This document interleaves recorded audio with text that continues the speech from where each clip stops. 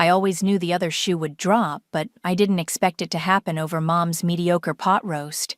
My name is Chloe, and I've spent 33 years being the responsible one, the reliable one, the one who'd smile and nod while my younger sister Alyssa drained our family's resources like a sparkly vampire in designer clothes.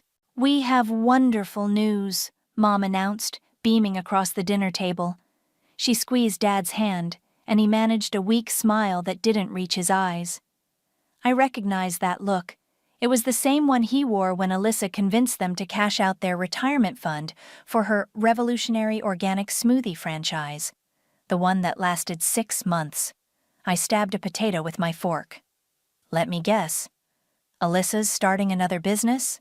A luxury spa concept. Alyssa practically bounced in her chair. It's going to be amazing, Chloe. We're talking cutting-edge treatments, celebrity clientele. That's not even the best part, Mom interrupted, her eyes shining. We've decided to sell the house to help with the startup costs. It's such an incredible opportunity. The potato turned to ash in my mouth. You're selling the house? The house you've lived in for 30 years? Well, yes, but it's temporary. Once the spa takes off. If, I corrected automatically. Don't be negative, Mom snapped. Anyway, we've worked it all out. We'll stay with you for a month or two while we look for a new place. Your apartment has that spare room you use as an office, and... I tuned out the rest, nodding mechanically as Mom detailed how they'd rearrange my life to accommodate their latest terrible decision. 20 years of memories flashed through my mind. My college fund borrowed for Alyssa's first failed boutique. My graduation dinner canceled because Alyssa had a networking emergency.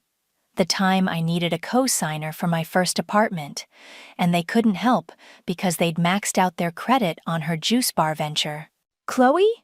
Alyssa's voice cut through my thoughts. You're being weird. Aren't you excited? I plastered on my best fake smile. Of course. When's the move-in date? 2 weeks from Saturday, Dad said quietly, the first words he'd spoken all evening. Perfect. I took a sip of wine to hide my expression. That gives me time to clear out the spare room. Later that night, as I drove home, I called Eleanor. They did what? My best friend's voice crackled through the speakers. Sold their house. For Alyssa's spa fantasy. And they're moving in with me, apparently. Please tell me you're not actually letting this happen. I smiled in the darkness. Remember that studio apartment I looked at last month? The one in the Art Deco building? What about it? I signed the lease 2 weeks ago. I move in next Saturday. Eleanor's laughter filled my car. You brilliant bitch, you knew this was coming? Alyssa's been hinting about her big idea for months. Mom and Dad always follow the same pattern. They throw good money after bad, then expect me to catch them when they fall. Not this time. What are you going to tell them? Nothing. They'll find out when the movers show up. Ice cold, Eleanor said approvingly. But what about your parents? Where will they go? I pulled into my parking spot and killed the engine. That's not my problem anymore. 28 years of cleaning up their messes? And what do I have to show for it? A collection of world's best sister mugs and an ulcer? They're going to lose their minds. Probably. I grabbed my purse and headed for the elevator. But here's the thing. I'm done being the family safety net. They want to bet everything on Alyssa's latest scheme? Fine. But they can do it without my spare room and my savings account. The elevator dinged and I stepped out onto my floor. In my apartment, a stack of moving boxes waited in the corner. I walked to my desk and pulled out the lease paperwork, running my fingers over my signature. My phone buzzed, a text from Mom. Can't wait to help decorate your office. Alyssa has so many great ideas. I didn't reply. Instead, I opened my laptop and pulled up the spreadsheet where I'd been tracking every dollar my parents had borrowed over the years. The total made me wince, even now. But soon, it wouldn't matter. In 9 days, I'd be gone, leaving them to face the consequences of their choices without me as their backup plan. The phone buzzed again. This time, it was Preston, my ex. Hey, we need to talk about Alyssa's new business. There's something you should know. I closed my eyes and let out a long breath. Of course, Preston was involved, because this family drama needed one more complicated layer. But that was tomorrow's problem. Tonight, I had packing to do. You're seriously not going to tell them until moving day? Eleanor perched on my kitchen counter, watching me wrap dishes in newspaper. That's deliciously petty. I love it. I prefer to think of it as strategic. I carefully placed a wrapped mug in a box. The moment they know I'm leaving, Mom will launch into full emotional warfare. I can't deal with a week of guilt trips and tears. Speaking of warfare, what did Preston want? I paused, newspaper crackling in my hands. I haven't called him back yet. Chloe. Eleanor's voice had that warning tone she used when I was avoiding something important. If your sleazy ex is involved in Alyssa's business, you need to know what's going on. I know. I reached for another mug, ironically one of those world's best sister ones Alyssa gave me last Christmas. Every time I think about calling him, I remember walking in on him and that bartender. The one from Alyssa's failed tapas restaurant? The very same. I wrapped the mug with perhaps more force than necessary. You know what's funny? When I caught them, he actually tried to blame me, said I was too focused on work and never spontaneous enough. Translation: you had a real job and wouldn't fund his wannabe DJ career. My phone buzzed on the counter. Mom again. Honey, Alyssa and I are thinking of painting the spare room sage green. It'll be so zen.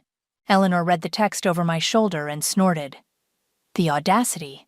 They're redecorating your apartment before they even move in. Classic Mom and Alyssa. I started filling another box.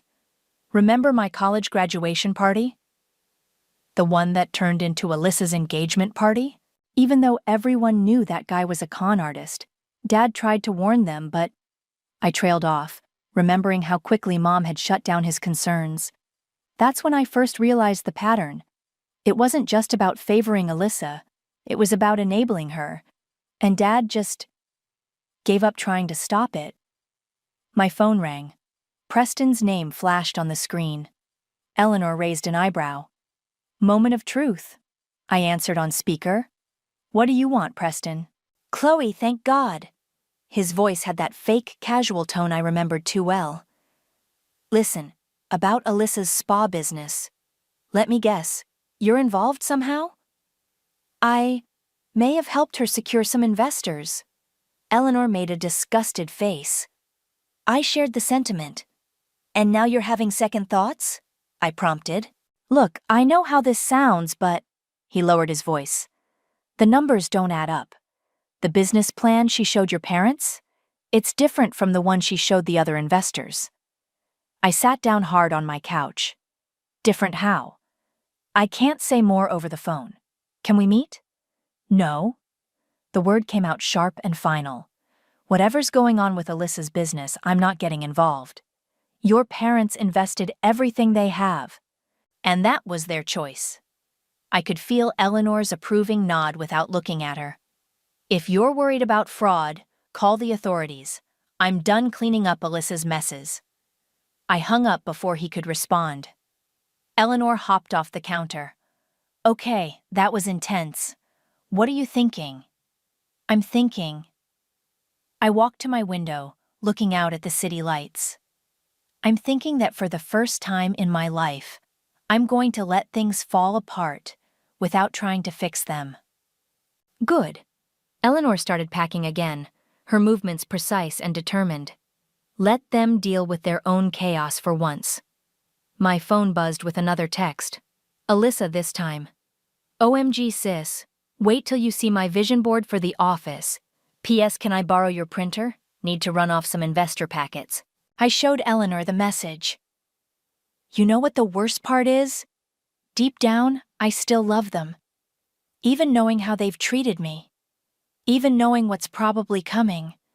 Some part of me still wants to protect them. That's because you're a good person, Eleanor said firmly. But being good doesn't mean being a doormat. Sometimes the kindest thing you can do is let people face the consequences of their actions. I picked up the world's best sister mug and dropped it into the trash instead of the moving box. The ceramic shattered satisfyingly. 9 days, I said, more to myself than Eleanor. 9 days, and I'm free. Free to live your own life, Eleanor agreed. Free to spend your money on yourself. Free to... My phone rang again. Mom's number. I declined the call and turned back to packing. Whatever crisis they were cooking up, whatever scheme was about to implode, it wasn't my problem anymore. For the first time in my adult life, I was choosing myself, and it felt terrifying, and wonderful, and absolutely right. The movers arrived at 7 a.m. sharp. I was already dressed and waiting, my morning coffee growing cold as I watched the minutes tick by. At 7:03, right on schedule, my phone exploded. "Chloe, there are moving trucks outside your building." Mom's voice was shrill. "What's going on?" "Exactly what it looks like." I kept my voice calm. "I'm moving." "Moving? But we're supposed to..." She broke off as the doorbell rang. I opened the door to find not just the movers, but my entire family. Mom, red-faced and still in her robe. Dad, looking like he'd aged 10 years overnight. And Alyssa, clutching a vision board and wearing an expression of pure betrayal. "Let the movers through, please," I said, stepping aside. "This is ridiculous," Alyssa snapped. "You can't move. I already ordered the desk for my office." "Your office?" I raised an eyebrow as the movers began efficiently boxing up my pre-packed items. "You mean my spare room? In my apartment? The one I pay for?" "But Mom and Dad need..." "Nothing from me." I turned to my parents. "You made your choice. You chose to sell your house, to invest in another of Alyssa's schemes. That's your right. But you don't get to volunteer my space as your backup plan." "How can you be so selfish?" Mom's voice cracked. "We're your family." "Funny, I've been your family for 33 years, but that didn't stop you from taking my college fund, or canceling my graduation dinner, or..." "That was different," Alyssa interrupted. "Those were investments in our future." "No," I corrected her. "Those were investments in your future, at my expense, every single time." Dad finally spoke, his voice quiet. "Where are we supposed to go?" For a moment, my resolve wavered. Then I remembered all the times he'd stood by silently while Mom and Alyssa steamrolled over my life. "That's not my problem anymore." I handed the movers another box. "You should have thought about that before selling your house." "This is about Preston, isn't it?" Alyssa's voice turned nasty. "You're just jealous because he's helping with my business now." I laughed, and the sound surprised even me. "Trust me, Preston is the least of my concerns, though you might want to ask him about those different versions of your business plan." Alyssa's face went white. "What different versions?" Dad asked sharply. "Ask your golden child." I checked my watch. "Now, if you'll excuse me, I need to supervise the move." "You can't do this to us." Mom grabbed my arm. "We're your parents." I gently but firmly removed her hand. "Yes, you are. And I love you. But I'm done being your safety net. I'm done watching you enable Alyssa's schemes while treating me like an ATM with feelings. I'm just... done." "Fine." Alyssa threw her vision board on the floor. "Fine, run away. But don't come crying to us when you're all alone in your sad little studio apartment." "I'd rather be alone than be used." The movers worked around us, professional and discreet as my family drama unfolded. Within an hour, my life was packed into their truck. I did one final walkthrough of the empty apartment. Mom had sunk onto the couch, crying quietly. Dad stood by the window, staring out at nothing. Alyssa was furiously texting someone, Preston probably. "I've left the keys on the counter," I said. "The lease expires in 3 days. You'll need to be out by then." "Where are we supposed to go?" Mom asked again, but this time it wasn't a guilt trip. She sounded genuinely lost. "Maybe ask one of Alyssa's investors to put you up." I shouldered my purse. "Or better yet, ask Alyssa why she showed them a different business plan than the one she showed you." "You're lying!" Alyssa's head snapped up. Preston would never. Goodbye, I cut her off. I wish you all the best with your spa venture. Really, I do. But whatever happens next, it's not my responsibility anymore. I walked out, closing the door on their stunned faces. In the elevator, my phone buzzed with a voicemail notification. Preston again. Chloe, please call me back. The money, it's worse than I thought. Your parents need to know. I deleted the message without listening to the rest. Whatever bomb was about to drop, I'd be safely clear of the blast radius. The morning sun hit my face as I stepped outside. The moving truck was waiting to follow me to my new address. To my new life.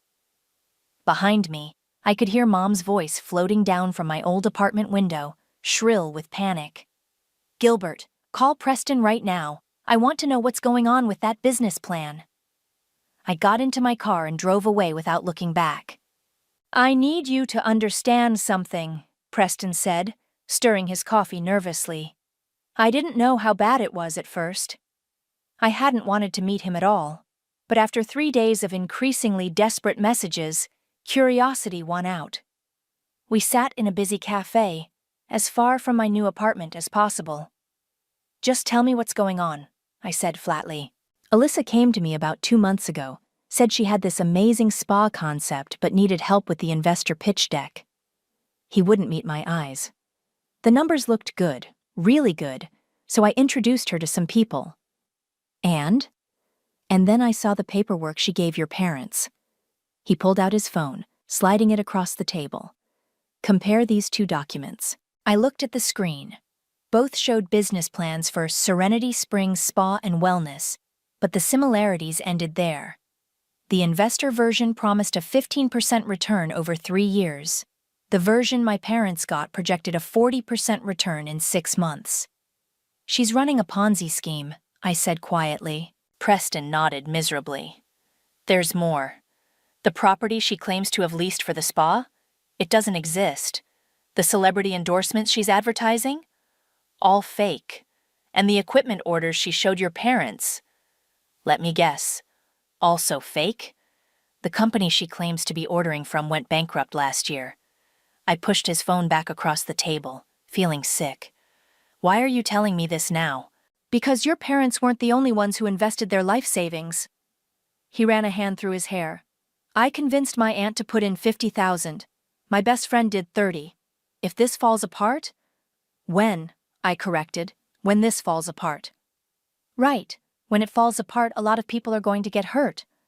And you want me to what? Fix it, save everyone. I laughed bitterly. That's not my job anymore. Chloe, please, your parents made their choice. I stood up, gathering my purse.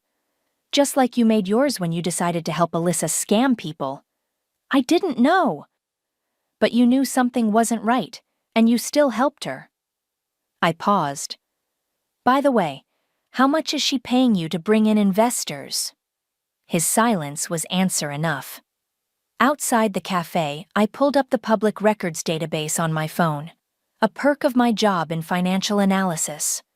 20 minutes of searching confirmed everything Preston said, and worse. My phone buzzed with a text from Eleanor. You need to see this. She'd sent a link to a local business news website. The headline made my stomach drop. Local investor sues wellness startup for fraud. I clicked through. The investor, Vince Dixon, had put money into one of Alyssa's previous ventures, the organic smoothie franchise. He was alleging a pattern of fraudulent behavior and seeking to freeze her assets. My phone rang. Mom, have you seen the news? She demanded without preamble. This man is trying to destroy your sister's business.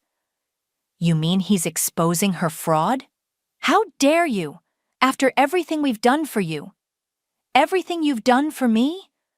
My voice rose, drawing looks from passing pedestrians.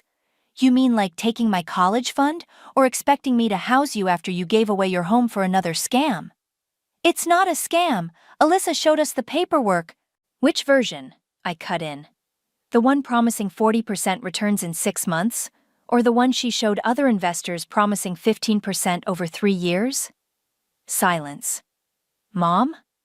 My voice softened despite myself. Did you even read the documents before you signed them? Your father handled that part. Call Preston, I said. Ask him about the equipment orders. Ask him about the property lease. Ask him. She hung up. I stared at my phone, then opened my banking app. My parents' retirement fund, the money they'd pulled out for Alyssa's spa, would have hit her account by now. If I reported the fraud quickly enough, maybe some of it could be recovered. No, I said aloud, closing the app. Not my circus, not my monkeys. Another text from Eleanor. Holy shit, there's more.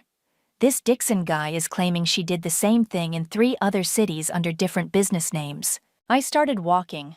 No particular destination in mind. 3 other cities, 3 other groups of investors. How long had Alyssa been doing this?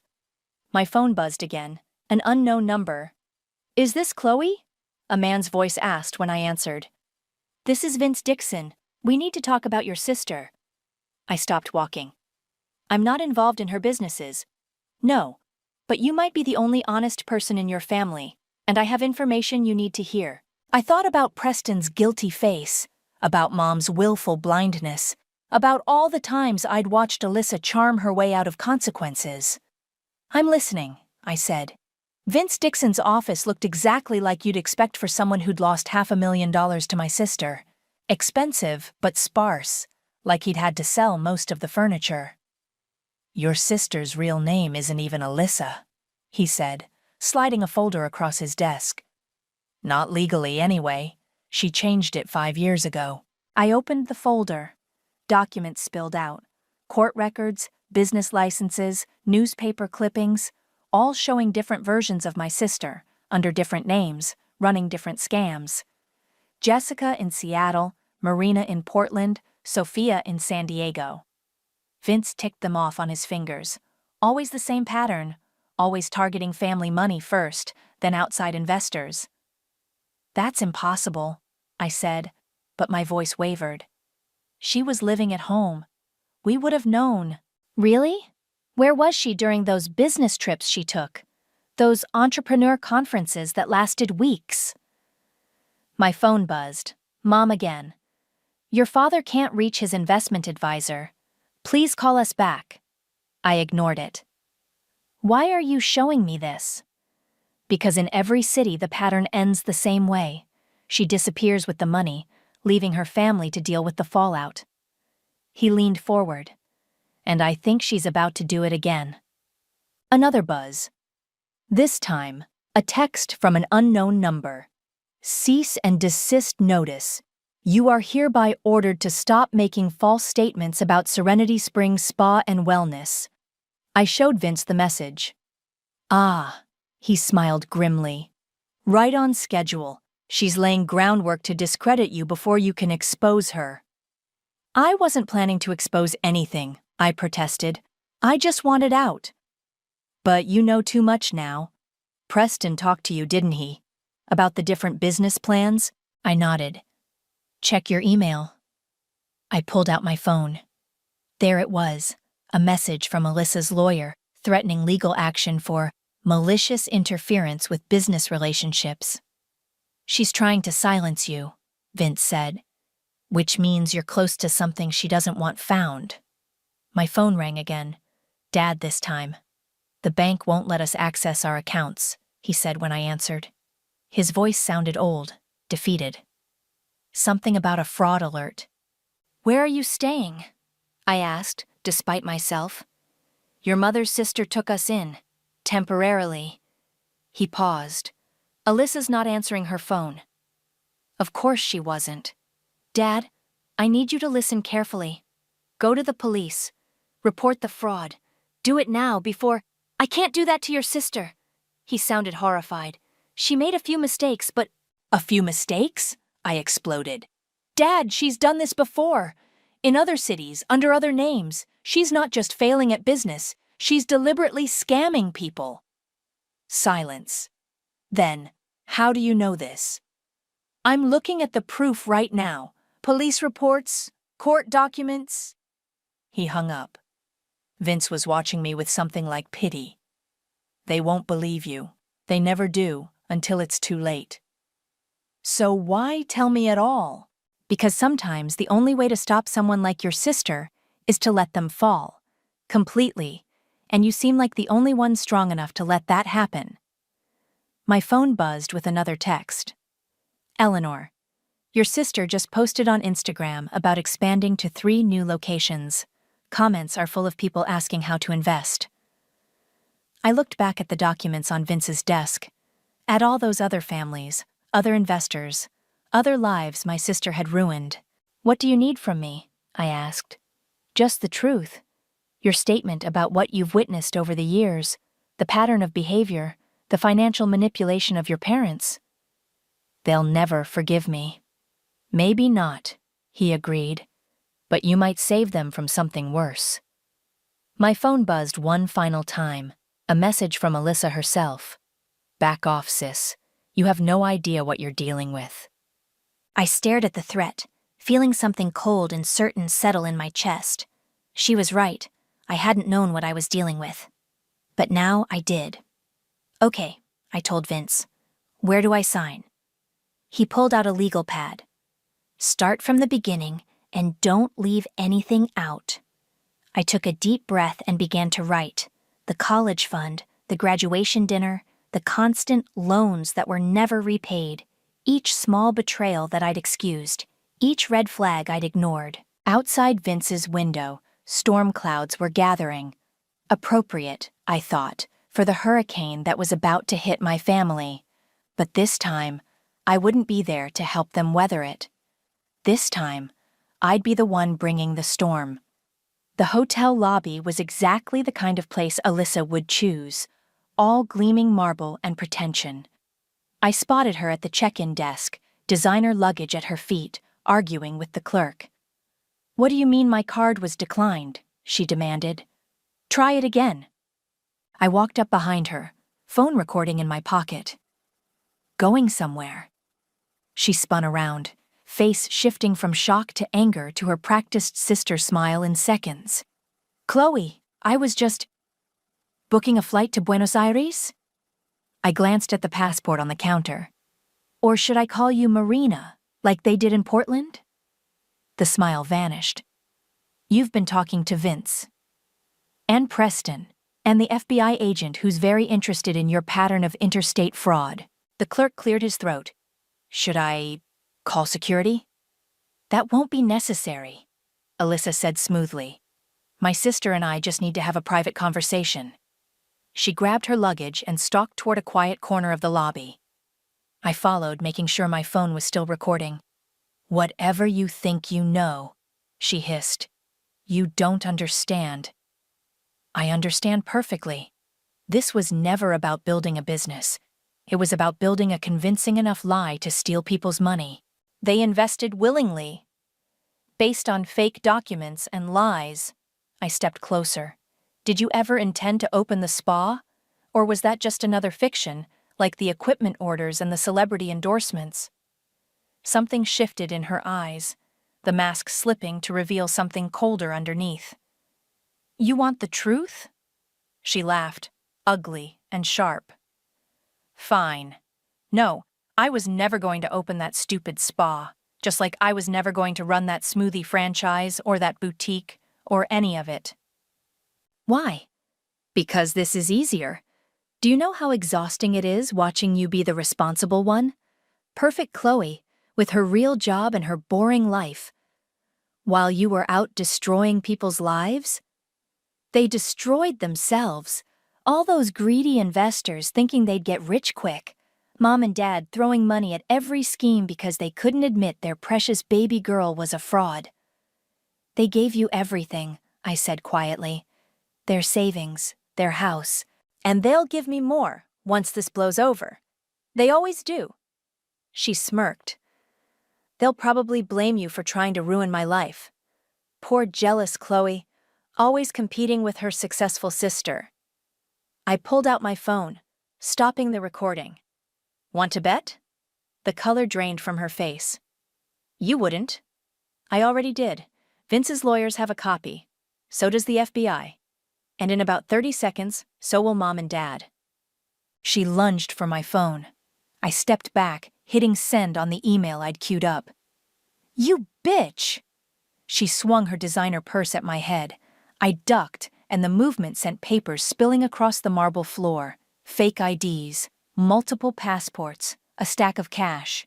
The hotel security guard who'd been watching us finally moved in. "Is there a problem here?" "No problem," I said calmly. "My sister was just leaving.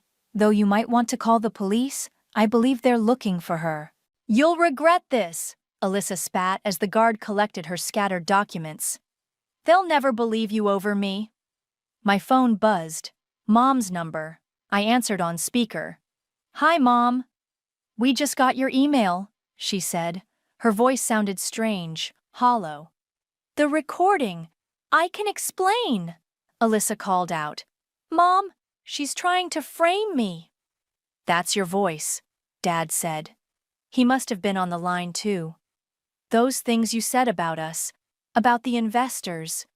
"Daddy, please." "The FBI agent is here," Mom cut in. "He's showing us, oh God, all those other cities, all those other names. I'm your daughter." Alyssa was crying now, but I recognized the tears. Performance, not remorse. "You can't let them. You're under arrest," a new voice said. 2 police officers had arrived, handcuffs ready. "You have the right to remain silent." I watched them lead her away, still screaming about family loyalty and frame jobs. The hotel guests were staring, phones out, probably posting about the drama. "Chloe?" Mom's voice was small. "Are you still there?" "I'm here." "We should have listened to you. All those years." She broke down sobbing. "I'll call you later," I said, and hung up. Outside, they were putting Alyssa in a police car. Our eyes met through the window. For a moment, I saw something real in her face, not anger or manipulation, but fear. Then she was gone, and I was alone in the autumn sunshine, feeling nothing but tired. My phone buzzed one last time. "Eleanor. You okay?" "No," I typed back, "but I will be." I walked away from the hotel, leaving behind the wreckage of my family's illusions. It wasn't the revenge I'd planned, but maybe it was the revenge we'd all needed. The harsh light of truth, burning away years of lies. "They're broke," Eleanor said, scanning the paperwork spread across my kitchen counter. "Like, completely broke." "I know." I poured more wine into our glasses. "The FBI agent said Alyssa managed to transfer most of the investor money offshore before they caught her. They're still trying to trace it." "What about your parents' savings?" "Gone, along with their house equity, their retirement accounts." I took a long sip. "They're staying with my aunt, but that can't last forever." My phone lit up with another call from Mom. I let it go to voicemail, like I had for the past week. "You can't avoid them forever," Eleanor said gently. "Watch me." I pulled out a thick manila envelope. "Besides, I have one last thing to send them." "What's that?" "A complete accounting." I opened the envelope, revealing pages of spreadsheets. Every dollar they borrowed from me over the years, every investment they pushed me to make in Alyssa's schemes, every bill I covered while they funneled money to her, with interest. That's thorough. I'm a financial analyst. Thorough is what I do. I traced a finger down the final total. Almost $200,000. Jesus Christ. And that's not counting emotional costs, or career opportunities I passed up because they needed me nearby to clean up Alyssa's messes. My phone buzzed again. Dad this time. "Your mother's not eating," his voicemail said later. "She just sits there, reading those articles about Alyssa, about Marina, Jessica, whatever her real name is. Please call us." I deleted the message. "You know what the worst part is?" I told Eleanor. "Part of me still feels guilty, like I'm the bad daughter for not rushing in to save them again." "That's because they programmed you to feel responsible for their choices." Eleanor topped off our wines. "But you're not responsible. You never were." My doorbell rang. I tensed, but it was just the courier I'd arranged. Sign here, he said, handing me a tablet. I signed, then gave him the manila envelope. Delivery confirmation required. After he left, Eleanor raised an eyebrow. That's kind of cold. So was taking my college fund. I checked my phone, 3 more missed calls. Besides, they need to understand what their choices cost, not just them, but me. 2 hours later, Mom called again. This time, I answered. $200,000? She was crying. How could it be so much? You tell me. You're the ones who kept asking for it. We were trying to help your sister. No, I cut her off. You were enabling a con artist and making me pay for it. We'll pay you back, Dad said. He must have been on speaker. Somehow we'll... With what money? The money Alyssa stole? The house you sold? I took a deep breath. I didn't send that accounting to demand repayment. I sent it so you'd understand why I'm done. Done? Mom's voice cracked. What do you mean, done? I mean, I'm not bailing you out this time. I'm not offering my spare room, or my savings, or my emotional energy. I'm just done. But we're your parents. Yes, you are. And I love you. I felt tears starting, but kept my voice steady. But love isn't a blank check. It's not an excuse for what you did to me, or what you let Alyssa do to others. Silence. The FBI wants us to testify, Dad said finally. Against our own daughter. She's not just your daughter. She's a criminal who hurt people. Lots of people. I wiped my eyes. And she'll keep hurting people if someone doesn't stop her. How did we not see it? Mom whispered. All those years. Because you didn't want to see it. And I couldn't make you. My phone buzzed with a text. A news alert. Spa scam suspect escapes custody during transport. I wasn't even surprised. I have to go, I told my parents. The police will probably want to talk to you again soon. Chloe, wait. I hung up and showed Eleanor the alert. Well, shit, she said. Think she'll try to contact them? Probably. She knows they're her weak spot. I pulled up my email and started composing a message to the FBI agent. But this time, they'll have to choose, help her hide or help catch her. And if they choose wrong? I hit send on the email, then poured the last of the wine. Then that's their choice, and their consequences. I raised my glass. To being done. Eleanor clinked her glass against mine. To being free. My phone buzzed one final time. A text from an unknown number. You should have minded your own business, sis. I blocked the number without replying. Whatever came next, it wasn't my problem anymore. I was finally, truly done. The morning sun streamed through my studio apartment windows as I sipped my coffee, enjoying the silence. No crisis calls, no family drama, just peace. My phone buzzed. Eleanor's daily check-in. Still alive? Still alive, I texted back. Still free. The news had been full of Alyssa's escape, but I'd stopped following it. My parents had chosen to cooperate with the FBI this time, finally understanding what their daughter really was. Last I heard, they were staying in a witness protection program until she was caught. My doorbell rang. A courier with a thick envelope. Sign here, he said. Inside was a letter from Vince's law firm. They'd recovered some of the stolen funds, not much, but enough to start paying back investors.